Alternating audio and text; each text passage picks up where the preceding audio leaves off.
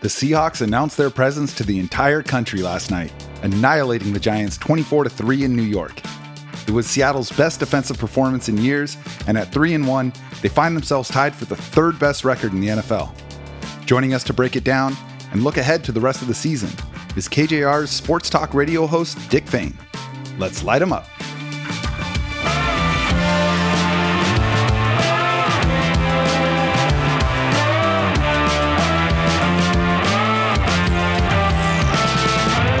I'm Jacson Bevins, and this is Cigar Thoughts. Welcome back to the Cigar Lounge. I am Jacson Bevins, and along with my post-pubescent producer, Mike Barwin, this is the Cigar Thoughts podcast. Mike, how are we doing today? I guess I can't argue with that one, man. We're doing great, Jackson. We're coming off of quite the primetime affair in the Meadowlands, and energy is high, vibes are high, things are great. How are you, man? You know, I'm feeling good. Writing the Cigar Thoughts recap last night took me till about 1 a.m. and then we did the audio recording, so it was a short night. I know it was for you too, but it was filled with sweet dreams after that ass whooping. Oh man, I know primetime games take their toll during the season, but we're making it happen. It was an easy one. The part that people don't see. Yes, but that was an easy game to put the work in over. So no, it was great. It was an awesome night. It was great for the young guys to really, show out on national television, and most importantly, it was a big game for Julian Love. And I'd just like everyone to remember that I've never wavered in my support for him. I've always been very outspokenly supportive of his play throughout this season so far. So just a great night for me all around. Yeah, you have been steadfast in leading the pro Julian Love charge. That's right. Seriously, man, the Seahawks are on a serious roll now, having won 3 straight games. They head into their bye week looking like one of the better teams in football. We're going to dive into all the delicious details from last night's game shortly, but before we do, I want to remind everyone that we've got our own cigars now, and they're really good. We partnered with one of the most prestigious cigar manufacturers in the world to release the official Cigar Thoughts cigars, which you can order directly from cigarthoughtsnfl.com. Just follow the link to get these easy-to-smoke stogies rolled with 13-year aged premium Dominican tobacco leaf, or hit us up on Twitter or Instagram and we'll send you the details directly. The feedback on these has been sensational. As we've mentioned before, a box of 10 of these cigars would normally go for between $350 to $400, but our partnership allows you to get your own bundle of 10 for just $169, which is less than half of MSRP. And the cigars, they come with a Bovita humidification pack and a Mylar storage bag to make sure they stay fresh whether you have a humidor or not. We also appreciate the love y'all have given our YouTube channel, where you can now catch entire episodes as well as video clips from every show, including this one. Last week's debut video episode was a hit, and this is one of the best ways you can help Cigar Thoughts grow, so we're grateful for the few seconds you can take to subscribe and like the videos. Now, every week tells a different story in the NFL, and we saw Seattle go from giving up nearly 30 points a game to sucking all the oxygen out of the Giants' offense en route to a 24-3 drubbing. It was the latest in a long series of great primetime performances under Pete Carroll, while also providing a national debut for some of the exciting young players on this defense. Joining us to chop it up and break it down is a great friend of the show and one of the best voices in Seattle sports media. He co-hosts the Softy and Dick Show on KJR Sports Talk Radio, and he sits down with us fresh out of the dentist chair. He is Dick Fain, my man. Thanks for coming in. How they looking, boys? Are they looking okay? Oh, yeah, baby. Oh, yeah. Man, they are looking good, man. Finally, my breath doesn't stink. It's all good. Oh, man. Well, listen, love having you on, and let's get right into this game from last night. I was feeling pretty encouraged about the Seahawks after they pulled away from Carolina last week, and combined with the Giants getting smoked by San Francisco, I thought Seattle would be in pretty good shape in this one. Yeah. Then the Vegas line opened with the Giants favored by 1.5, and I started to ask myself, what do they know that I don't? Because Lord knows I've been duped before. Now, by the time kickoff rolled around, the money had pushed the Seahawks to a 2.5-point favorite, and I can't remember the last time I saw a line move 4 points without a major injury in 1 week. But and it seems a little silly to ask after what we saw last night, but Did you have any doubts about Seattle's likelihood of winning that game leading up to it? I didn't. And the only thing, and I was actually doing the show at the Emerald Queen Casino before the game yesterday, and I placed some wagers for next week's games, and I decided, do I want to place? I like the Hawks obviously here, but I was with you. I was like, wait a second, what does Vegas know that we don't know? Yeah. I was going through the matchups, and I was like, okay, we got the quarterback advantage, we got the running back advantage, we got the wide receiver advantage on the defensive side of the ball. I mean, how are the Giants going to score with those wide receivers and that running back? I was like, and so I just decided, you know what? I'm just going to lay off and just watch the game as a Seahawk fan. I don't want to, I could have made an easy C note, like no problem at all yesterday. Right. Just dropping as someone who made a few of them, missed opportunity there. No question about it, man. But it was a beatdown, and the conversation on the postgame show last night with Hugh was, how much was it what Seattle was doing? How much of it was just the fact that Daniel Jones has got no help around him whatsoever? And, we're seeing that with quarterbacks around the league, that the quarterbacks that are left on an island with no team around them look really, really bad, whether or not they're bad or not. And I think Daniel Jones is one of those quarterbacks that, certainly is a middle-of-the-road starter in the NFL. I think top end, if he was with a really good team, could potentially be a top 10, top 12 quarterback in the NFL. But the rest of that team makes him look like a bottom 10 quarterback in the NFL because he was just under siege all night. It's tough because, he's become a bit of a punchline. And look, at some point, if you are a good quarterback or even an average quarterback, because I struggle with that too. He makes plays where I'm just like, man, put the right situation around him, he's going to be really good. But, he's 4 or 5 years into his career and he has more turnovers than touchdowns. Like Andy Dalton wouldn't do that. You know what I mean? Like right. At some point there's a level of proficiency required to be considered, league average or better. And look, since we're talking about it, let's start with his defense. I mean, it had been a bit of a tough go on that side of the ball to start the season. They were giving up over 29 points a game, which ranked 29th out of 32 teams. And while they've been delightfully surprising against the run, everyone from Jared Goff to Andy Dalton had thrown for over 300 yards against them. But then they marched into New York and absolutely obliterated the Giants. They held the G-men to 248 yards. They forced 3 turnovers. Of course, recorded the franchise record 11 sacks.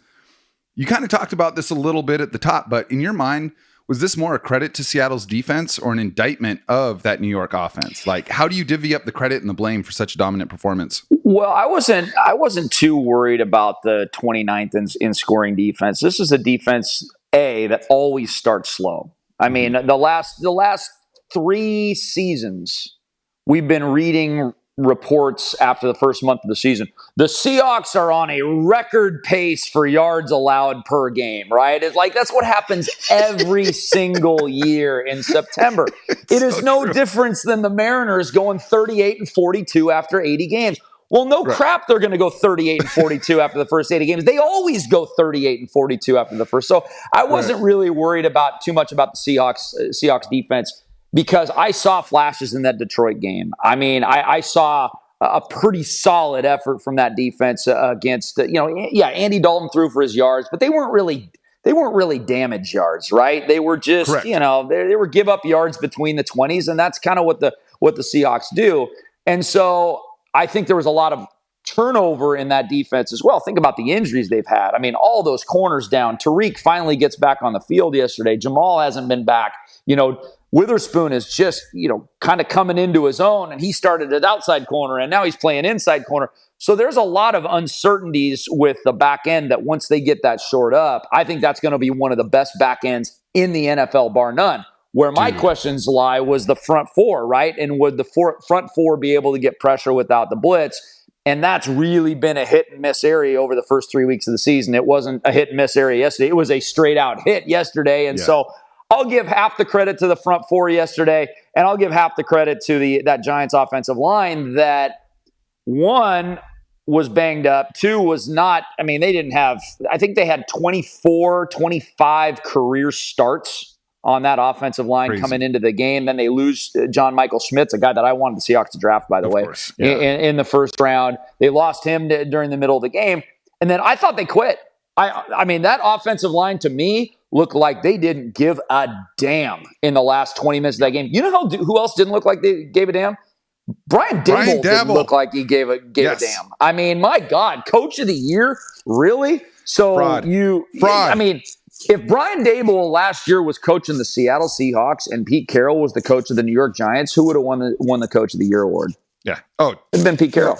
I mean, it was a total New question. York East Coast bias vote last year. It was crazy. It was, and I really try not to put a lot of stock into because I think a lot of time it's like a manufactured slight against your favorite team. You know, everyone feels like the national media slights their favorite team, but it wasn't close to me. I mean, Seattle was better than New York at everything pretty much last year. They finished with the same record. Seattle kicked the shit out of them last year also. And, you know, I wrote about this in the article last night when I was doing the recap, but they kept showing that highlight after the pick six of Brian Dowell going over, talking like it looks super condescendingly to Daniel Jones and then like tossing the Microsoft Surface at him. And my first thought was, no matter how dark it's ever gotten with Seattle, and we've seen some dark times and some real dysfunction over the last 5-6 years in Seattle, Pete Carroll would never do that. It's exactly what my thought was too. I was like, wow, we have a coach that would never, ever do that. And we got two football coaches here. Kalen DeBoer would never, ever do that. I mean, They just maintain their decorum in a time now in the NFL and in college football where coaches are losing their bleep all the time now. They're losing their bleep on the sidelines. They're losing it in the media. It's like really weird. And so it's really cool to have my two favorite football teams have coaches that are just like, it's all good, man. It's all good. No matter how bad it gets, it's all good. And I'm going to be the CEO of this franchise. And I'm not going to stoop down to the level of some of these coaches that are losing their minds. So if Geno takes a bad sack, you don't want Pete going Trent Dilfer on the sideline? Oh, my God. How about that example? Get that guy out of here, I wasn't even thinking of Trent Dilfer. I was thinking more like Ryan Day and Jake Dickert and those guys. But you're exactly right. Trent Dilfer took the cake last week. Yeah, no kidding, man. And like, here's the thing. You've already got a quarterback that is struggling. That's got to face some pretty loud music from the toughest media market in the country. And now he also has to go up there and answer questions about his relationship with his coach and all of that stuff. I mean, look, it comes with the money, it comes with the position, but the coaching was not making it any easier on Daniel Jones or that offense, or frankly, that defense either. Like when it does start at the top, you know, and you need juice from that coach. And I'm a big believer in momentum. You are never staying where you're at. You're either progressing or you're regressing every minute of your life. And when you give up like that as a coach, like I think you said it perfectly. I think Brian Dable gave up in that halfway through that game. How can you go into the next week of practice and get on your team for looking like they gave up? Because I agree. I think everybody did. No, they're a disaster. I don't see that team winning more than like 4 games this season. I mean, and they can't take a quarterback with that top pick this year because they just gave Daniel Jones 4 That's a great call. No, that's a great call, and they're going to have an opportunity to get a very high pick. But you know, they were asking today on the national media, you know, who's in worse shape, the Jets or the Giants? I don't think there's any question. I mean, at least the Jets have one side of the football that can play. Yeah, you know, and the Giants have nothing. I mean, when they get Saquon back, they're going to have to just ride him. But you know, he's probably 3 games away from breaking down again for another month. So yeah, that's a bad football team. So you know, it's good that you took care of business, but that's really all they did. I mean, the Seahawks just went and took care of business, did what they were supposed to do against a team like that. But to that point, they didn't take their foot off the gas either. That's right. They played downhill to the final whistle. They went for it on 4th down with a minute and a half left. And I don't think that was a fuck you move from Seattle. I think they were thinking if we can get one more first down, we can down this out and stop playing football. But up until that point, they were still blitzing, you know? They said, we are going to play our game. These are valuable reps for these guys. Pete Carroll doesn't want his players ever feeling like there's a room to not go full speed on an NFL football field. And it was funny because Pete used the same kind of parlance in the post-game show that he used back in 2012 when he said, "We're just getting started." I know. He used that line back in 2012, and he was exactly right. They were just getting started. And that was kind of the last time that we saw this team keep the foot down. Remember those games at the end of the season in 2012 when they were kicking the crap out of Buffalo, like 58-0, and Arizona, and they put up like 200 points in 4 games or something like that. And that it had the feeling of that, where it's this young, hungry, feisty team led by this rookie cornerback that, and I thought Hugh brought it up in the post-game show yesterday. He said he thought Devon Witherspoon was inspiring the rest of that defense to play hard. Thing. And I totally agree. But what an insane statement, right? I mean, he's 21 years old. And look, there's no sense in delaying the main attraction here anymore. I mean, let's talk about Devon Witherspoon, because we had you on the show during the draft to help recap the first 2 days. Yep. But I'm curious how you're feeling about Seattle taking him at number 5 and whether that opinion has changed at all since they made the pick. I was stunned. They took Devon Witherspoon. I mean, what I wanted to say, there wasn't anybody available at 5 that I really thought they should have taken at 5, even Jalen Carter, because he fell so far. I was like, ooh, man, there must be some serious red flags if that guy's going to fall through like 6 teams, So I wasn't critical of them not taking Jalen Carter, but I was very surprised they took Witherspoon. I wanted to see them trade down. They obviously didn't find either A, didn't find a partner, or B, just loved Devon Witherspoon so much, and you can take them at their word and saying he was the guy. My concern with Witherspoon was the size and the durability, not in his talent, because I was like, man, if you take a corner 5, dude's got to be Jalen Ramsey. I mean, dude's got to be locked down. Forget it. I'm on the all-pro team for like 4 years. Yes. When you take a corner that high, he's got to be that guy. And I had a lot of question marks on whether he could be that guy. I didn't have any question marks that he could be a really solid starting capable corner. But at least through the early returns, he appears like he's that guy. Plus, he adds this freaking nastiness off the edge. Oh, my God. That we don't see Jalen Ramsey coming off the edge, blowing up quarterback. So he's kind of like a hybrid lockdown corner Jamal Adams. It's like, it's crazy. Well, and on the broadcast last night, they compared him to 2 all-time greats. And look, you get a performance like that from a kid in his 3rd game, it's going to engender some hyperbole. But the 2 players they mentioned were Deion Sanders and Richard Sherman. And there's aspects of his game that, I think reminds you of those players a little bit. I am not going to put him on that level anytime soon. But from like a vibes perspective, from the way he moves perspective, you know who he reminds me of? Earl Thomas. He reminds me of young Earl Thomas. At that time, I had never seen a defensive player short of Troy Polamalu that could identify a play as fast as Earl Thomas and get to where the ball was going before the offensive player did. And that is how Devon Witherspoon plays. Well, and it's going to be so fun watching this guy just attack like little swing routes, where how many times do you see like a little swing route and a member of the secondary comes up to make a big hit and he just freaking whiffs because he doesn't have that sense of where the guy's going to go. It's like, Witherspoon's not only not going to miss, he's going to blow the dude up. Like the guy he's going to make 100 out of 100 tackles one-on-one in the flat, just closing on a guy. And that's going to be so much fun. And he'll do it in the box too. Yes, the way he put Matt Breida on his ass in between the guard and the tackle last night was like, are you kidding me? And that's why the Deion comparison doesn't fit for me. And I don't think we'll ever see someone cover like Deion. Right. But that guy didn't want to hit. It was like a running joke, He wasn't going to tackle. Devon Witherspoon going to hit you. No, he's gonna hit you. And what I want to see is, okay, how well is he going to defend the go, the fade, the post? How well is he going to defend 25 to 40 yards from the line of scrimmage? And the early returns are pretty good. I mean, my son brought it up when we were at the last home game, the Carolina game, where he was sticking with a guy down the sidelines, and he was like, man, he sticks with them even better than Tariq, because Tariq gets beat all the time, but Tariq's fast enough to catch up when he gets beat. Yeah. Witherspoon just doesn't get beat, So and that's going to be a fun tandem to watch for a lot of years. There's no question about that.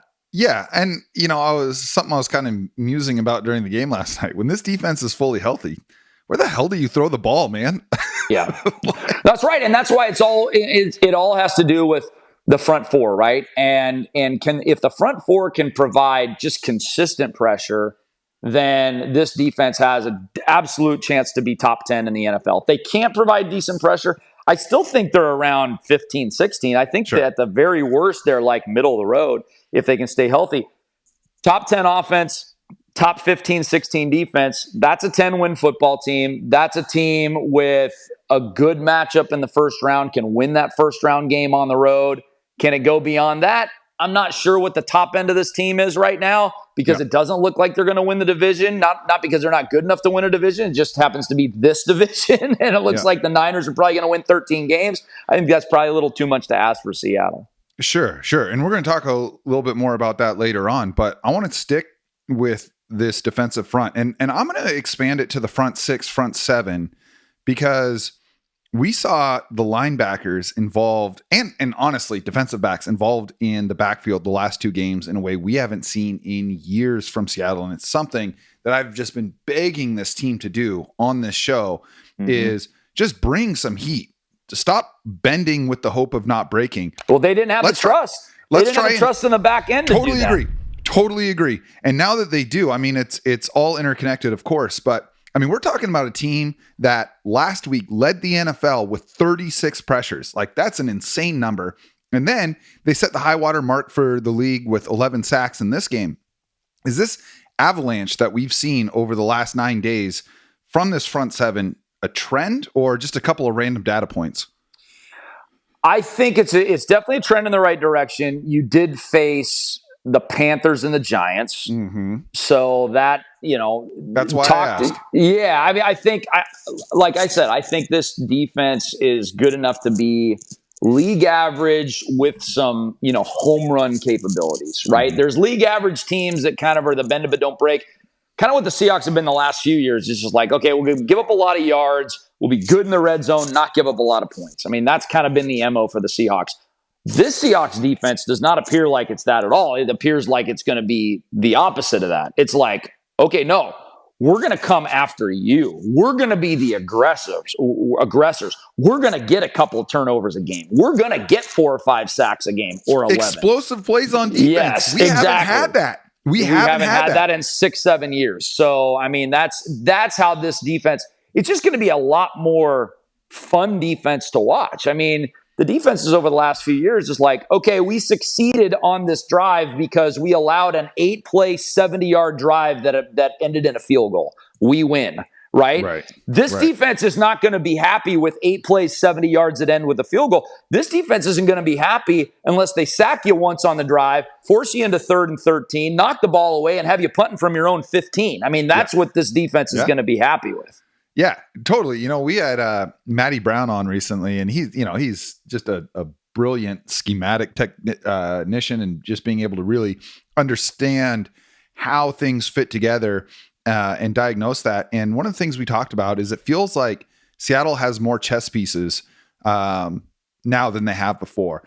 They've got different players that can do different things, and you felt like Clint Hurt was really pitching with his best stuff for the first time. Yeah. They say in baseball, if you've got 3 pitches, you can compete if you've got one of them feeling really good. You can win if you've got 2, and you can dominate if you have all 3 working. And not all pitchers have all 3 pitches working every game. He had all 3 pitches working, and he was not afraid to use them all. Where's the heat going to come from? That's the fun thing. It's like, okay, that the blitz percentage is going to be way up compared to what it was in the last few years. Okay, is it going to be coming from the edge, Witherspoon? Is it going to be coming from Brooks? Is it going to be coming from Bobby straight up the gut? Like, where is this? Where is it going to be coming from Jamal? Bobby Wagner. Let's talk about Bobby Wagner, because right now he looks 5 years younger. Like, the Bobby Wagner that we saw the last couple years in Seattle was a tackling machine, but they were tackles 5, 6, 7 yards downfield. And I think a lot of it did feel like he had lost a step, and maybe he still has. Yeah. But they also weren't in a position to put him in attack mode. He is in attack mode right now. I mean, he had one of the best statistical games of his Hall of Fame career last night. He had 18 tackles and 2 sacks. Are you kidding me? How about the bear hug that he gave the running back, where he just kind of came into his arms and he just like lifted the dude up like I do my daughter when she was like 3 years old, and just planted the guy. I mean, he's got speed up to attack, speed enough to attack. He obviously knows the defense better than anybody. He puts everybody in the right situation. If he sees one guy 5 inches out of place, he's going to talk to that guy pre-snap and make sure he's in the right spot. And so that adds so much to it. I don't want to see Bobby out in space too much anymore. I had no qualms 5-6 years ago, Bobby covering anybody. You want to cover a wide receiver, Bobby? You cover a wide receiver. You want to cover a tight end, running back? You cover anybody you want. Now we don't want to see that, but we do want to see him in attack mode. We do want to see him as the leader of that defense, telling people where to go, and obviously fill in the middle. I mean, nobody in the last 20 years in the NFL has filled the middle like Bobby Wagner. Nope, completely agree. He's been one of one in that regard for a long time. I mean, since Ray Lewis, probably. Yeah, no, that's the last one. That's absolutely right. Yeah, and the effect that he's having on Jordan Brooks, and also I think we're seeing Brooks back up to full speed finally. That was a pretty gnarly injury he had at the end of last season. To see him flying around and like playing with veteran juice, like in the same way that we're seeing DK Metcalf really start to refine, like not just rely on his remarkable athleticism to win, but he's doing all the little veteran stuff to win. I'm starting to see that from Jordan Brooks. And you can see that he's not looking around kind of wondering what's going to happen anymore. And I think that's a Bobby effect. He's a little bit freer to pin his ears back, see the ball, get the ball. Well, and look how he played when Bobby was there a couple of years ago as a rookie. I mean, weren't they like 1 and 2 in tackles in the NFL? And then he just kind of backslid, maybe partially due to injury, but I think more due to the fact that Bobby wasn't there. Totally he had to play a position that he wasn't really comfortable with, and now he is free to be Jordan Brooks. And I mean, I think he has the upside to be one of the better linebackers in the NFL. I mean, I'm not going to say he's going to be an all-pro, but he's got Pro Bowl potential, I think, definitely. Yeah, we could spend the whole show talking about this defense and how they played last night, but there are a few other guys I want to get to before we flip to the other side of the ball, and 3 of them are up front. I think the kind of unheralded catalyst of what we've seen the last 2 weeks is Uchenna Nwosu, who is really filling up the stat sheet this year. And he did it last year, 9.5 sacks. It was good enough to tie for the team lead.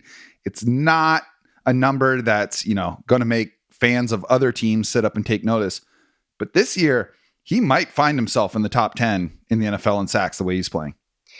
Yeah, it's funny because everybody we talked to from San Diego / LA that we had on when we got Jacson and Nwosu a year and a half ago was, man, this guy's really good. Nobody's heard of him outside of Charger land, but he is really, really good. And they were exactly right. I mean, it was a really savvy acquisition by the Hawks, and now he's starting to make more of a national name for himself. I mean, you're buried down there in LA. I mean, nobody pays attention to the Chargers in LA, let alone outside LA. So it reminds me of the Quandre Diggs acquisition. Yeah, in that, like, very good call. The people who knew, but yes, you didn't if you didn't. You know what I mean? No, that's exactly right. And nobody was paying attention to Detroit while Quandre was there. They're finally paying attention to Detroit now. But no, you're right. I mean, we've got a lot of these pieces of guys on this defense that are kind of in that same level, that borderline Pro Bowl level. The Diggs and the Nwosus and the Jaron Reeds and the Brookses, and then you got your Rock and Bobby, and you got your future stars in Tariq Woolen and Witherspoon. Yeah, maybe I'm underselling it, saying they could be a 15th, 16th best defense in the league. If they can all come together, I mean, top 10's not out of the realm of possibility. From a pure talent standpoint, it absolutely is not out of the possibility. And, there's a couple other guys up front too, who have been massive, pleasant surprises this year. One is Jaron Reed. Mike, have you heard what the severity of his injury is yet? Pete last night did not seem too concerned. He said it was a shin. I think it was a shin. It looked like a shin. A shin contusion. It was a shin contusion. He's going to be sore, but there was Yeah, nothing broken. So, I mean, I think we're going to be and the bye, like it's the big question. Like, you want the bye after a 3-game win streak? You just want to keep rolling. Well, dude, I want to get this team healthy, man. This team is what is going on in the NFL? Like, am I just making it up, or are there way more injuries in the NFL this year than there have been in the last few years? There absolutely are. We don't give enough credit to how the pure physics of NFL players have changed. And it's not just the contact that gets made. I mean, guys are hitting each other. They're bigger and they're faster. It's not 220-pound linebackers running 4.7s anymore. It's 240-pound linebackers running 4.5s. And the other thing is, as these guys get more and more Avenger-like with their bodies, muscles grow and get stronger at a faster rate than tendons do. And the reason I think that we see a lot of these non-contact injuries is the sheer force put on knees and ankles and hips and shoulders with the way these guys are changing direction at the speed that they are. You do that 100 times in a season. One of those times, something might pop. So I do think injuries are, increasing. I think they're going to continue to increase. I actually applaud the league for trying to, reduce the impact of plays that have the highest injury rates, like returns and protecting quarterbacks and all that stuff. What I really want to see them do is expand game day rosters. Yeah, I would agree. Love to see them be able to suit 60, 65 guys. Yeah, because in games like last night, I mean, I don't want Ken Walker was carrying the ball in the last drive, and I was holding my breath every time he had the ball. I was like, can we just throw DJ Dallas in there? I mean, what's going on? Not that we were saying the same thing. I mean, not that I want DJ Dallas to get hurt, but, Ken Walker is running into a pile of 7 guys, 5 times behind on the a last backup drive. line. Yeah. And I'm like, come on, man. We don't need K9 with a random, high ankle sprain in a game that's over. So, yeah, I think you're right. I mean, I think we should be able to have full, if not full first and second offensive units and first and second defensive units, pretty darn close to full units on both sides, where you're talking, you're talking about situations, and I'm not just talking about backups that can fill in at multiple spots. I mean, give me 10, 11 linemen. On those are the ones really that you probably need more of. Like, you need more offensive linemen, you need more defensive linemen. Totally agree. Last 2 guys I want to touch on defense. One, Boye Mafe is arriving. And the other one is, I'm sure every team has their one offseason acquisition that, everyone wants to call a bust right away. The other guy that had his best game as a Seahawk, and it's because I think the revenge game thing is real, was Julian Love. What did you see from those 2 guys? What are you expecting from them the rest of the way? I think Julian Love's a great leader. I got a chance to chat with him for about a half an hour at an event that I did with him about 3 months ago, and I was blown away. I was like, wow, this guy's the best interview on the team. Right? Like right off the bat. I mean, just really savvy, intelligent, thoughtful, and can really ball. And he fills multiple needs for this team. He can play multiple positions. So I love his versatility. He's going to be an instant leader on this team. And then, Boye Mafe, he is doing what you want the next level or the next year player to do. You want him to, let's just take that step, right? You don't have to go from A to Z, but can you go from A to G, in the next year? And that's exactly what he's doing. I mean, I didn't love his closeout on Daniel Jones last night on the 3rd down. I wish, but me as a basketball coach is yelling at the screen, break down, man, break down. Don't fly at the shooter. Break down, make the tackle, and well, he was just setting Devon up, that's right. If he makes that tackle, New York kicks a field goal, and we don't get our moment. So he's just helping a teammate out. Yeah, I love it. But so obviously he's got things to learn, but I love his motor. He does what Darrell Taylor has not been able to do well, and that's both defend the pass and defend the run, so he's a pretty versatile guy in there. So I love what we're seeing from him. Yeah. Now, on the other side of the ball, Seattle had some trouble getting going. And to me, mostly came down to 2 factors. One, a very talented D-line going up against what was essentially 5 backups by halfway through the second quarter. And 2, difficulty getting into rhythm because the defense was so dominant. Because for as bad as the Seahawks scoring defense had been coming in, the offense had been that good. They were 4th worst in points allowed, but they were 4th in points scored. Obviously, what they got from the O was good enough last night, but Yeah. did the anemic stat line give you any cause for concern going forward? Not really. I think we know what this offense is more so than maybe we know what this defense is, because the offense is pretty consistent with what we had last year, right? It's pretty much most of the same guys, other than the offensive line. So I think you're kind of going to know what you're going to get from this offense. They're not going to be world beaters. They're not going to be scoring 30 points a game every night like the 49ers do, but most days they're going to put up enough points to win. And I thought last night, Geno played pretty well. I thought his escape and the touchdown pass to DK, that was, I mean, my son even mentioned, he was like, that was like vintage Russell there. That was like pocket collapsing, escape to the right, throw on the run, a freaking dime into the corner of the end zone to DK. I mean, that was vintage Russ right there. And I thought he was fine. I mean, the game stat line would have looked a lot worse had that deflected pass by Thibodeau been caught and taken the other way, and then we'd be talking about a different game there, certainly. So there's things that Geno needed to improve on, but I think we're in pretty good hands, at least in the short run, with Geno Smith. He's a playoff caliber quarterback.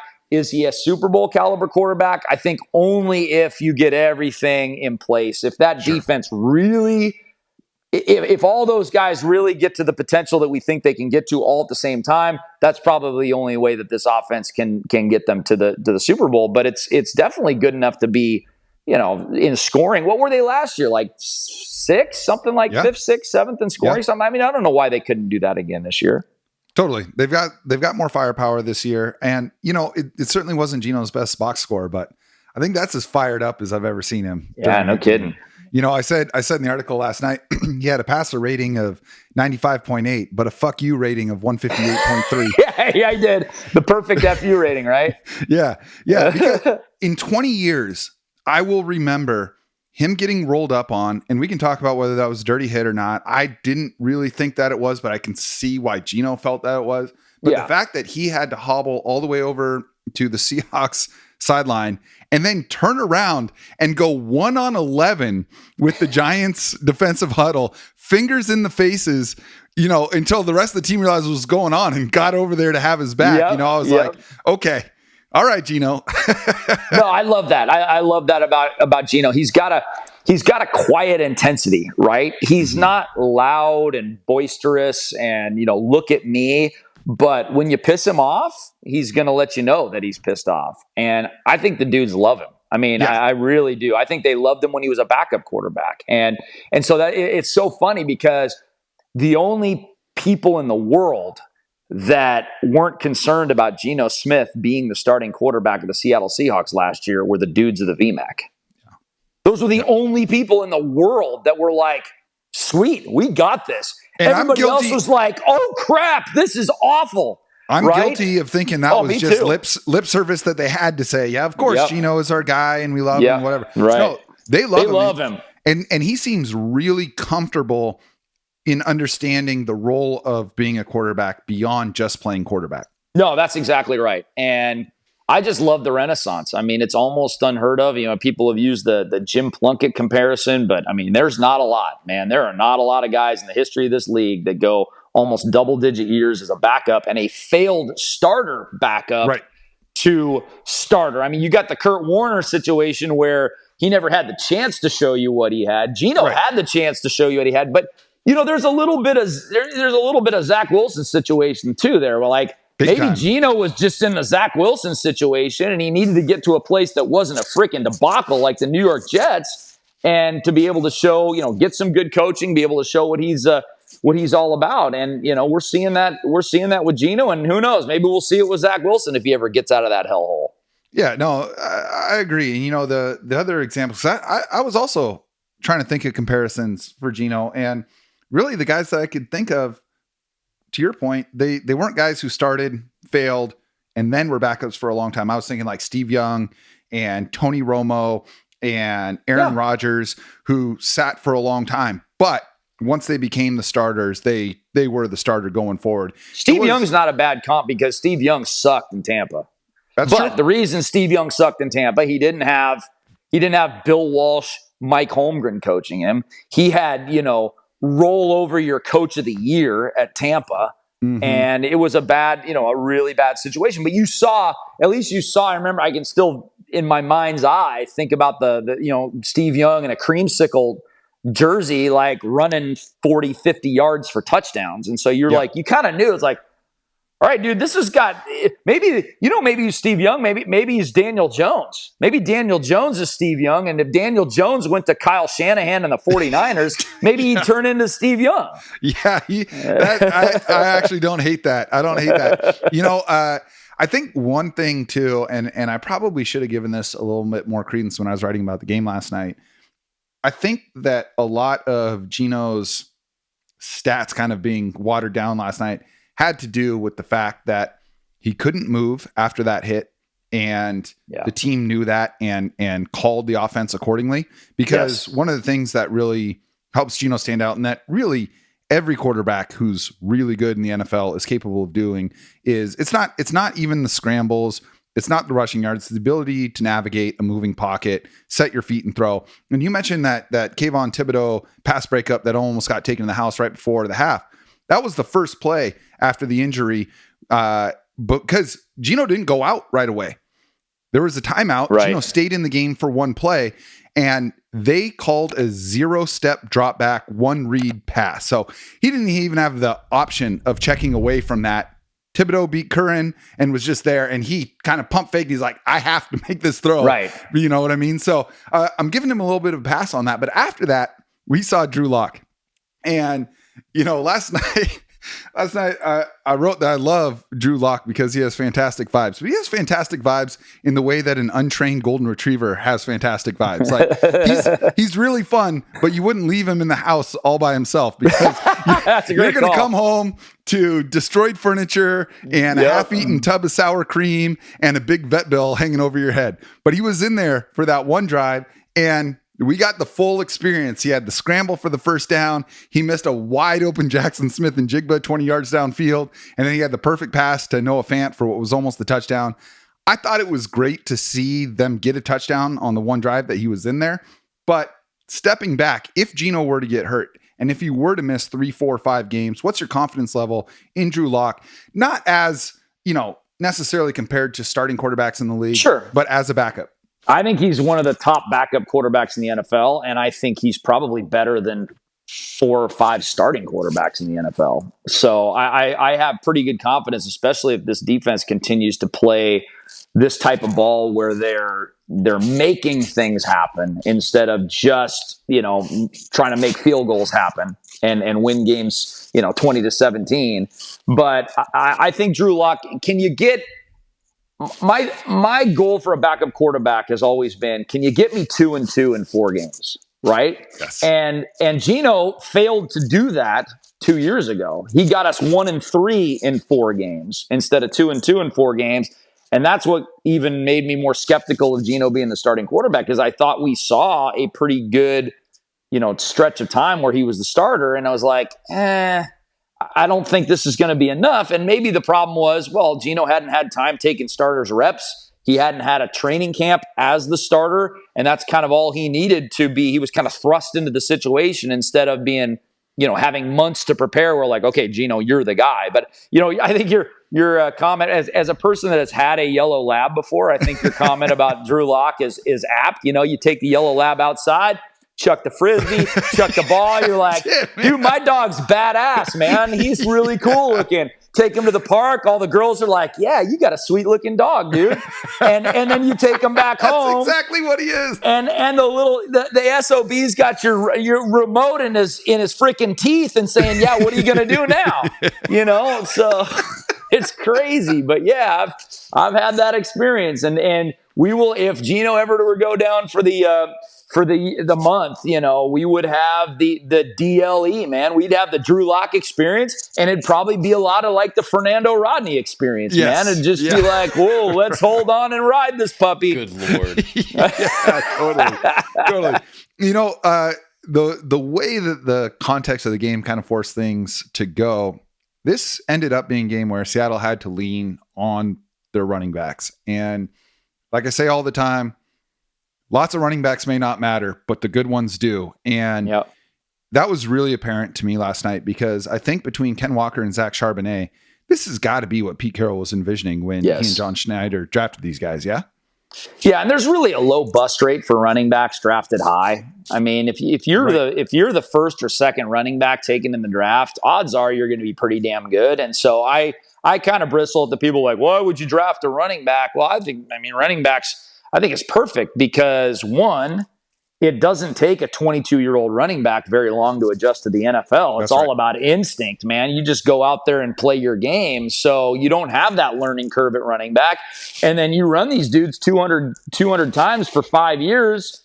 And, I think they should change the collective bargaining agreement to help support running backs get a second contract. But because I think they should shorten, if you're drafted as a running back, I think they should shorten your contract up so you're eligible for free agency when you're like 24, 25 instead of 27, because nobody wants a 27-year-old running back, so they never have an opportunity to make their money. But yeah, I think you got a nice combo of a little fire and ice, a little thunder and lightning there of Ken Walker, who loves to run horizontally. Let's face it. Yep. There's a lot of times we're watching Ken and you're like, whoa, hey, he's going this way and he's going that way and he's juking this guy. He hasn't made any yards yet, but he's run like 25 yards. And then finally he turns the corner and goes. And then you got Zach Charbonnet, who hits the hole hard and then runs to contact, man. He's like, okay, I got my 4 yards already because I've hit the hole that I'm supposed to hit.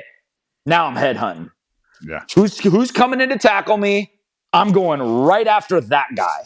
The guy's got like 25 touches in his NFL career, and you're already seeing defenders make business decisions when they're coming up to tackle him. How about that blow up at the 1 yard line in the Carolina game? Ooh, man. Nobody wants to be that guy on film. No, that's exactly right. So I think that's a nice combination. I think you're going to be able to limit the overwork, because I think both guys can get in that 200 touch range. And then if for some reason high ankle sprain takes one of those two guys out for 3 or 4 weeks, you got another guy that you can lean on heavy and give him the ball 20 to 25 times in a game.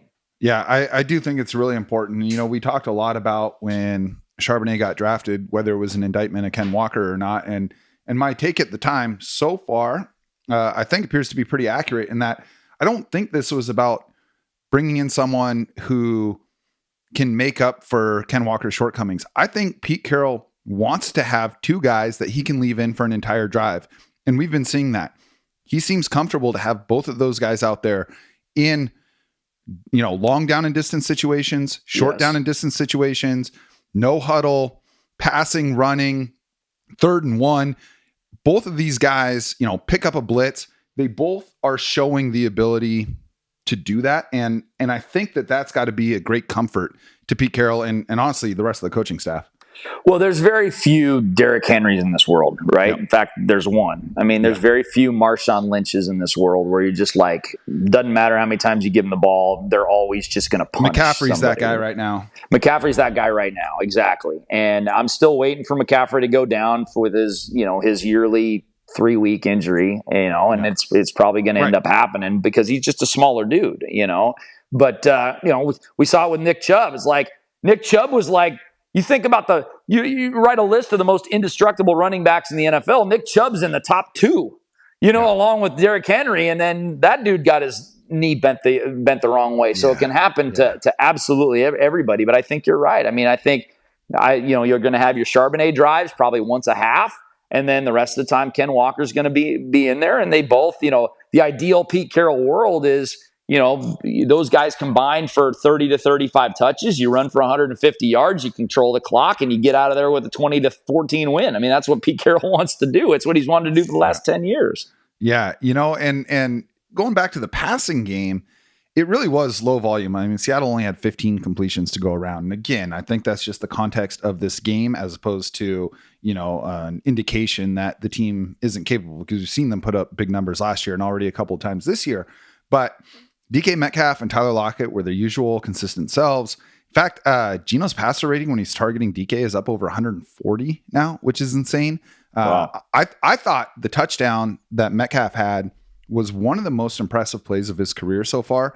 And, it wasn't the LeBron alley-oop going up through contact and dunking on a guy type of catch that we saw him make early in his career. It was so subtle and so sly.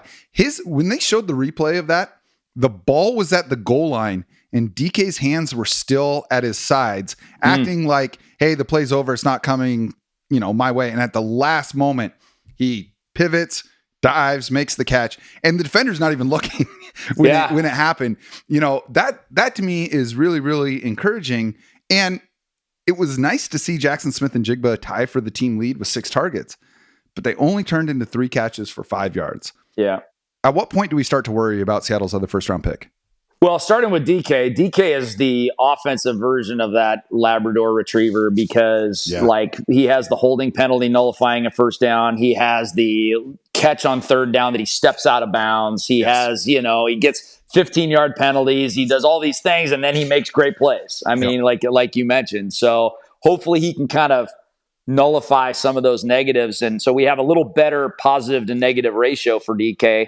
As far as JSN, he's obviously frustrated. I mean, you saw Gino come over to him in the Carolina game, say, you're all good. It's on me. It's not on you. Don't worry about it. And so, I mean, some guys, the learning curve is a little bit, steeper. And up until recently, like the Justin Jefferson, Jamar Chase era, it's taken wide receivers 2 or 3 years. Yeah. They always talked about the year 3 breakout with wide receivers. That's exactly right. And, so now when you get guys that are coming in the league in the first year going for 1,300 yards and 14 touchdowns, you're like, okay, well, we expect every receiver to do that now. Well, every receiver is not JJ.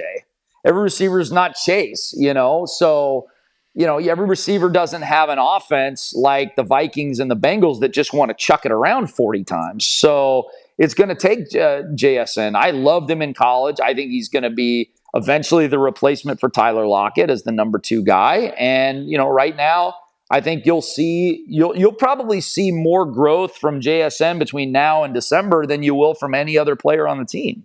I do agree with that. That's what I'm anticipating. I was hoping to see a little bit more of a breakout. And honestly, if Drew Lock didn't airmail him on that one pass, you add a 20-25 yard catch to a stat line, starts to look a little bit more encouraging. The thing that is a little concerning to me is his average depth of target is like 1.5 yards. Yeah. This is a guy, yes, he can win in the first level and at the line of scrimmage, and that's great. But if he's on the field right now, teams kind of know, all right, we don't have to worry about this guy going over the top. I want to see them take a seam shot to that guy. I want to see them run a deep crosser with him and give him a chance. Even if it's incomplete, just show it on tape. Yeah. Give me a 4 verticals with him on the hash, right? And get him down there and see what he can do. See if he can make a play. Get in the air and make a play. I mean, we saw him do that at Ohio State a number of times. He wasn't. You didn't draft a dude in the first round to be a bubble screen guy, right? Right. This is not Tutu Atwell. Right. Exactly. So this is not D. Eskridge. This is a guy that should get down the field and make plays 15, 20 yards from the line of scrimmage. So, I'm sure that'll end up coming. And maybe the bye week's exactly what JSN needs. He needs those, some practices, some rest time, get his head right. And hopefully, they're going to need him down the stretch. I mean, when you have that San Francisco, Dallas, San Francisco, Philadelphia foursome in a row, damn. I mean, find a tougher 4 games on anybody's NFL schedule than there isn't that. One. Nope. That's nuts. That's a true agogie. And, I think the other thing is Shane Waldron has to adapt having a third capable wide receiver, because even in LA, they ran a ton of 12 and 13 personnel there also. And it was, Cooper Kupp and Robert Woods and Cooper Kupp and Brandon Cooks. But there wasn't that third wide receiver. It was Tyler Higbee and Gerald Everett that were the third wide receiver, in the same way that we're seeing Noah Fant and Colby Parkinson kind of split that role here. So I think Shane Waldron also needs to learn how to adapt his offense and his play calling to help feature that third split out wide receiver. No, I think you're right. I mean, what I'm loving from Shane Waldron this year. I mean, last year my favorite was the 3 tight end set that he would just do the little dumpy to. That was my favorite. Now is and they showed it. They showed a breakdown on the game last night, was when the run blocking just all goes one way. The running backs all go to one way, and then you've got 2 of these wide receivers crossing over the middle from left to right, and they're just wide open. I'm loving this misdirection that we're getting from Shane Waldron. You know what they're doing a few times a game that I just love, and that, like, as a defensive coordinator, and look, these guys know so much more about football than I ever will, but it would just have me going, what the fuck do I do here? Is when they line up 2 or 3 of the tight ends in the backfield. Right. I know exactly. They've been doing that.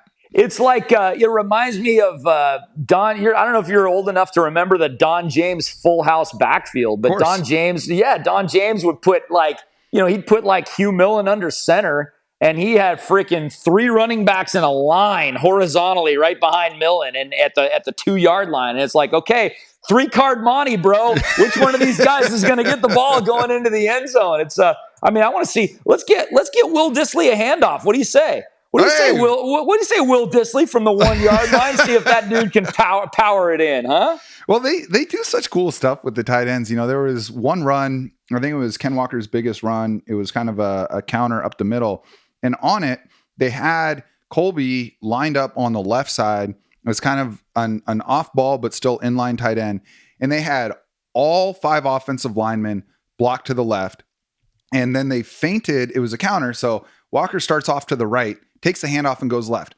So in doing that, all of the offensive linemen are pushing to the left, which leaves a free rusher around the right side.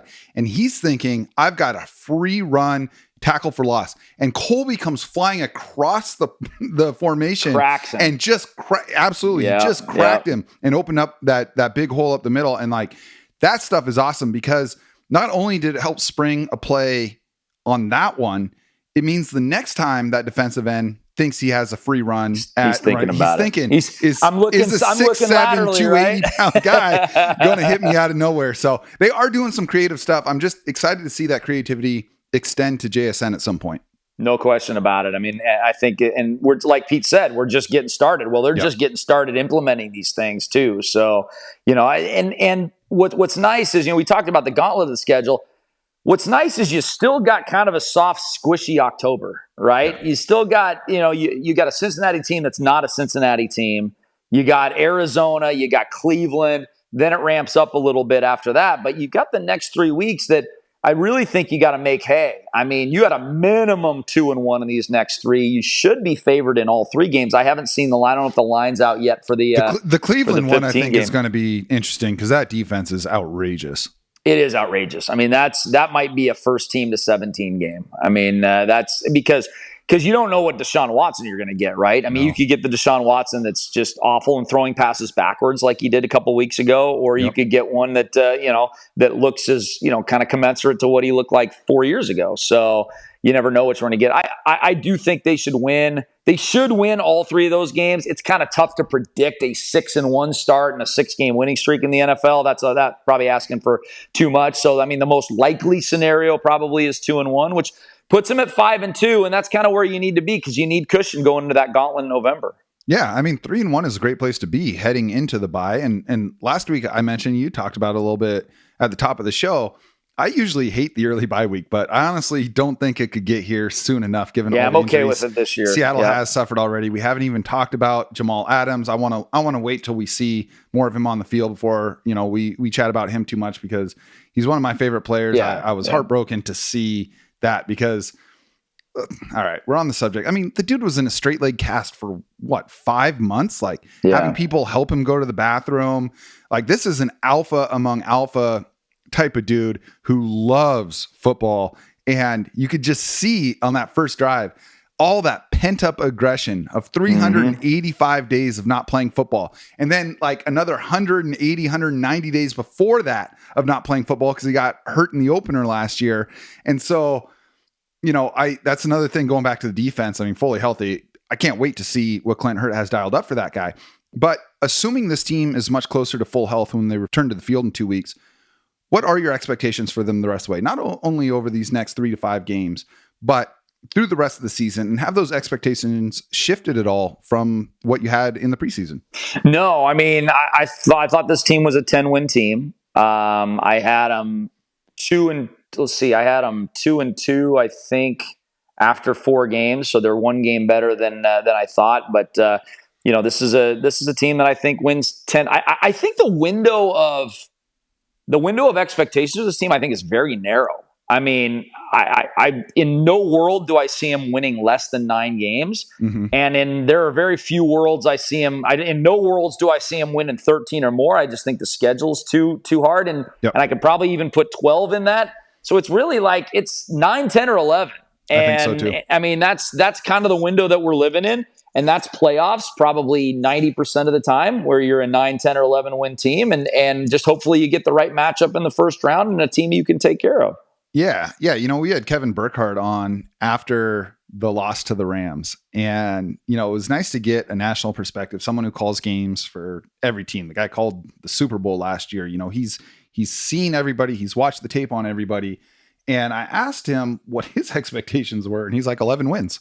And this was them coming off laying that total right. egg. So I think the word is out on just how good the talent on this roster is. No, there's no question. I mean, I never read too much into game ones of an NFL season. It's like you spend so much time, and there's so much information on all these teams now, that you have these expectations for the teams, and they're usually pretty spot on. Now there's 2 or 3 teams every year that just fall into the abyss that you don't know is going to happen. But for the most part, teams usually are what they're supposed to be. And so I wasn't too concerned with that loss to LA. I was like, hey, this is still a playoff team. It's 1 game. This is where I usually make my money. I usually make my money at the EQC, like in the first 2 or 3 weeks of the season, because everybody's panicking. The line's moving against these teams. Right. The Dolphins, like that was my bet of the week last week, was like, dude, Buffalo over the Dolphins, man. I'm not taking the Dolphins after scoring 70 points and they're going to Buffalo and they're giving right. and they're giving or getting only 2.5 points. Are you kidding me? I mean, I didn't think Buffalo would win by 28, but I thought they'd win easily. I mean, so you just have to take advantage of the public freaking out on teams, both positively and negatively, and you get a little Christmas money. Yeah, exactly. My thing is, like, you're right. Every year there are a few teams that surprise, Seattle being one of them last year, a few teams that are far worse than you think. Denver being one of them last year. This year, it's maybe the Bengals, who's Seattle's next opponent. They look atrocious. They do. Because of the injury, though, I think. I agree. It's so the team that's really surprising me, honestly, is the Bears. I mean, I actually thought, I was like, okay, this is the year Justin Fields kind of comes into his own. I think they're like an 8-ish win team that is kind of still talking about the playoffs with 1 or 2 weeks left to go in the season. And that's been the dreadful team this year. That's been the team that just fell off the absolute face of the earth. Well, Justin Fields was the most heavily bet player for MVP this year. I bought into it. I didn't think he was a great quarterback, but I bought into he's going to take a step as a quarterback, as a passer, and he's still going to have his 1,000 yards rushing. That's value to me for an MVP. Well, and to the Bears' credit, they tried to follow the blueprint that we've seen other teams, make with their sort of raw, really talented, physically gifted quarterbacks. We saw the Bills give Josh Allen Stephon Diggs, and it completely unlocked him. We saw, the Eagles give Jalen Hurts AJ Brown. It completely unlocked him. They tried to do that with DJ Moore, who I think is a very good receiver. The way I make my money is betting against dysfunctional ownership and dysfunctional management at the top, because I do think they are the water source. And if there's poison in the well, then all the players are drinking that, and it takes a Joe Burrow to elevate a moribund franchise like the Bengals. And I don't think Justin Fields is that, as much as I would love to see him succeed. So zooming back out here, we're a month into the season. The Seahawks are 3-1. There's only 2 teams in the NFL with a better record than them right now, which is crazy. They are tied with 6-7 other teams at 3-1, behind just the 49ers and the Eagles, who are unfortunately in the NFC. One of them's in the Seahawks division. But now that we've got a 4-game sample size, how do you feel the Seahawks stack up against the best teams in the NFL, against the Eagles, Niners, Cowboys, Bills, Chiefs, Dolphins, who I think are kind of clear in a way the 6 best teams in the NFL. I think there's only 2 teams in the first tier, and that's Buffalo and San Francisco. I mean, that to me, and Kansas City can get to that, very easily can get to that tier. I just haven't seen it yet. You know, on their 2. Now keep in mind, I've only watched Kansas City in their 2 nationally televised games, and one was a loss at home to Detroit, and another one was a 20-20 tie to the Jets in the late stages of the third quarter. So I'm a little bit skewed by those 2 performances for Kansas City. I'm gonna bet on Andy Reid and Patrick. Yeah, Mahomes, exactly. So I will say the caveat is there's only 2 teams in that top tier, with Kansas City eventually going to get to that top tier. They will be in that top tier when it's all said and done. And then I think that second tier includes the Seahawks. I think it includes the Seahawks.